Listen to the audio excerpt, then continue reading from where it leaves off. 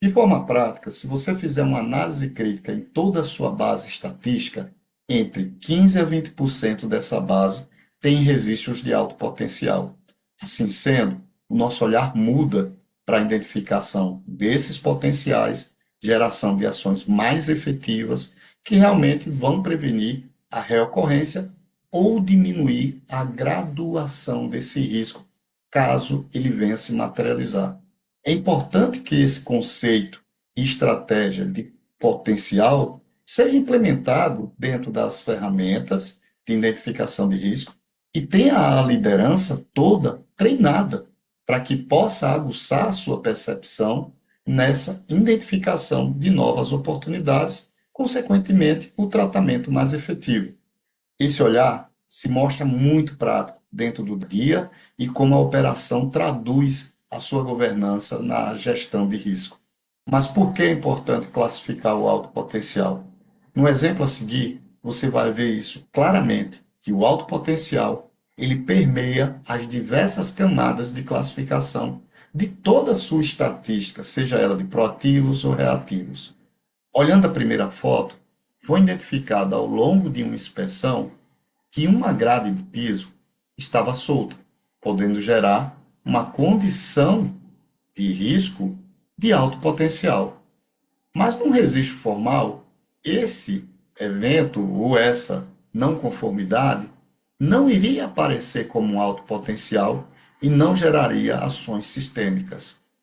Quando eu olho a foto a seguir, ela refere-se a um evento em que, ao transitar pela passarela, o empregado quase caiu em uma abertura que foi deixada no piso. Ou seja, por questões de tempo e espaço, não ocorreu a interação. Se essa interação viesse a ocorrer, qual seria o potencial desse evento?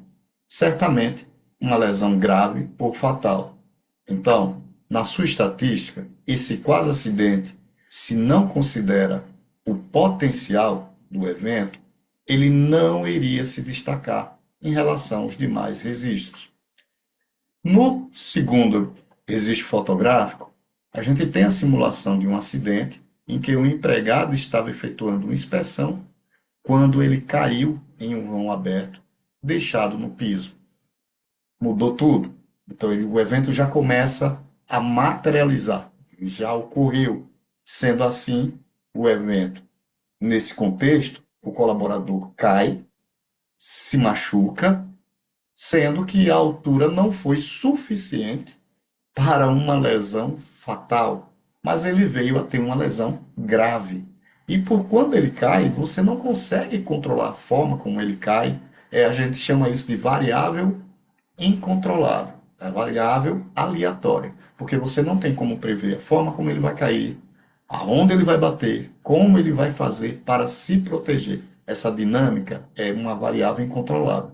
Nesse conceito, este evento teria um alto potencial.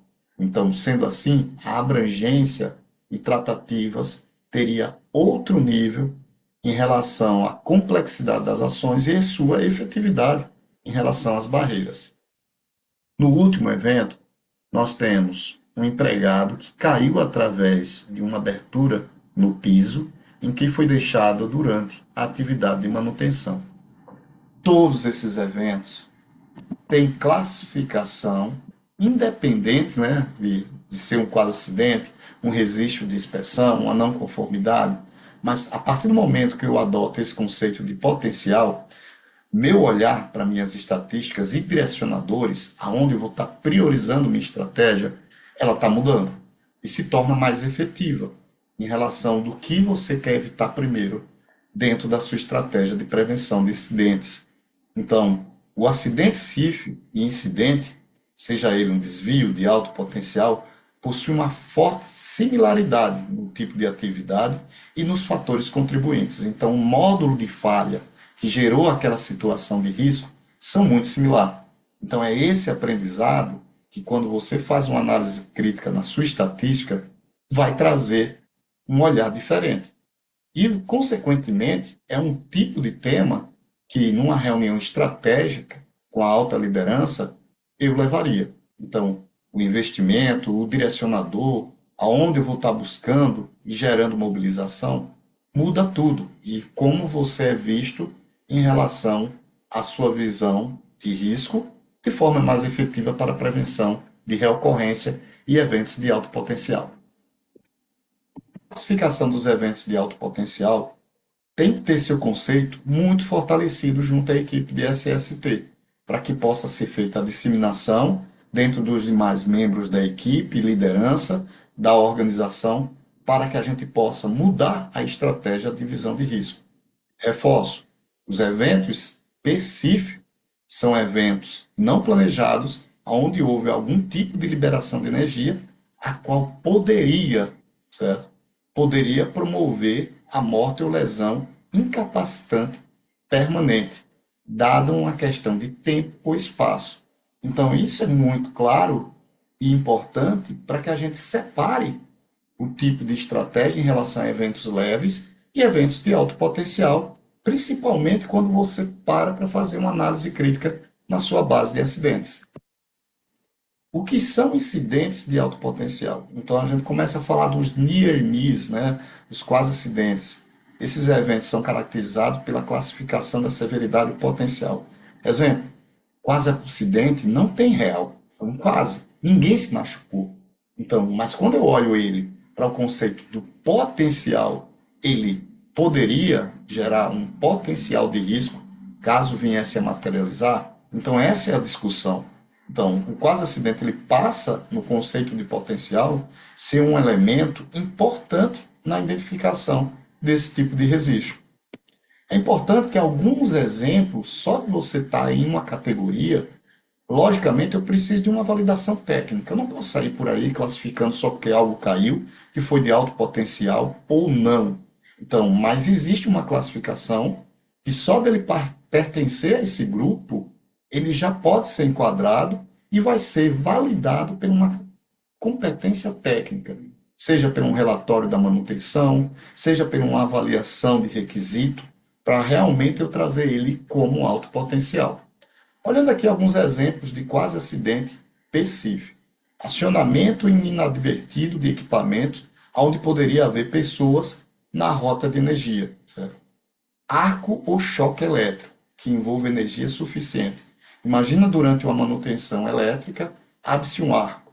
Esse arco teria energia suficiente para gerar essa fatalidade ou potencial de uma lesão grave? Então a gente começa a trazer essa discussão, mas ela não pode ficar sem embasamento técnico. Por isso eu preciso trazer esse embasamento técnico para fundamentá-la como um PSIF. Mas só de ter um arco, ele já nasce com a necessidade desse enquadramento. Ataque de animais peçonhentos, perigosos, né, com veneno. Será que é uma classificação que remete a um PSIF? Queda de carga durante movimentação, então, colapso estrutural, tombamento, capotamento, contato com rede energizada, ação de energia residual. Tudo isso são grupos de classificação que remetem, não quer dizer que são, porque precisa de uma classificação técnica, mas a probabilidade é alta dele estar vinculado a uma categoria de PSIF, né, de não ter tido ocorrência, mas com potencial para tal. E aqueles eventos que materializaram também, que a gente precisa trazer aqui, em outras classificações, como incêndio, explosão, incidente em espaço confinado. Independente de ninguém ter se machucado, o potencial é alto. Né? Então, vai se trazer todos os níveis de detalhes. Então, essa classificação é importante, que a gente começa a ter uma priorização nesse tipo de tarefa, nesse tipo de atividade operativa, para ver quais delas têm alto potencial e o teu direcionador de prioridade nas tuas rotinas de mapeamento de risco deveriam começar por esse grupo. A classificação também ela se estende às não conformidades. Imagine você fazendo uma classificação de não conformidade, atendimento NR35, ambiente confinado, enfim, várias outras e não listadas dentro das NRs, mas que potencialmente ela tem um evento. Você está olhando para um telhado de um galpão, certo? Que em algum momento, naquele momento ninguém opera lá, ninguém trabalha em cima do telhado, Mas alguém, ao longo da vida útil operativa, vai precisar fazer uma manutenção naquele telhado. Esse telhado lá em cima, sem ter estrutura para ancoragem, ele é um PCIF, mas ele é um PCIF não na questão do evento que aconteceu, mas uma questão de precursor, né? Ele está ali parado, não está tendo interação com pessoas, ninguém foi lá trabalhar, então naquela situação ali ele não está gerando problema a ninguém. A partir do momento que houver a necessidade de se fazer uma manutenção naquele telhado, que não tem ponto de ancoragem, não tenha recursos para garantir que a pessoa esteja realmente protegido para prevenir de quedas, né? Porque depois que o cinto, que alguém cai e tem a atuação do cinto, você não preveniu queda. A queda já aconteceu. Então ele reduziu, você criou uma contingência a esse cenário de risco que vai gerar lesão. Apenas a pessoa não vai morrer, mas vai ficar com lesões relacionadas ao tipo de impacto aplicado ao corpo. Então essas não conformidades também fazem parte da estratégia de eventos de alto potencial ou registros de não conformidades de alto potencial. Então, exemplos, né? A falha ou não atendimento de qualquer requisito legal vinculado a uma regra de ouro, a um trabalho em altura, a um ambiente confinado. Esse já é um bom exemplo. Qualquer não conformidade relacionada a isso. Falhas de sistemas de proteção também trazem esse tipo de situação que é o não atendimento a requisito legal. Ninguém está indo lá interagir, mas imagina se tem uma falha e a pessoa simplesmente é atingido, mas ele não estava fazendo tarefa naquele ambiente, naquela máquina. Então, a proteção da máquina houve a falha. E essa não conformidade da proteção é que gerou um precursor com alto potencial, né? Ou seja, um dia que ele falhou e gerou energia suficiente e tinha alguém no seu raio de ação, o evento já acontece para ser o real ou com alto potencial. Vou trazer aqui um exemplo que a gente possa gerar uma discussão na sequência, mas para que eu queria que você praticasse, que você pegasse esse exemplo aqui e na sequência fizesse uma classificação dele. Eu vou fazer a leitura e você depois bota no seu comentário, anota aí na sua percepção. Esse evento seria de alto potencial? Então vamos fazer uma leitura aqui dirigida. Um colaborador quase foi atingido enquanto andava no caminho seguro, ou seja, muitas empresas determinam um caminho seguro, pintam uma faixa verde, né, ou uma passarela. Então, durante esse caminho, né, houve a queda de dos componentes do telhado, que a gente chama de treliça, né, esse reforço estrutural aqui, e uma dessas hastes veio a cair. Então, gerando essa barrinha de ferro aqui, e ela caiu essa barra de ferro, considera que ela tem aproximadamente 30 centímetros, certo? De comprimento, e ela cai do telhado pesando 400 gramas, mas ela cai a 30 metros de altura.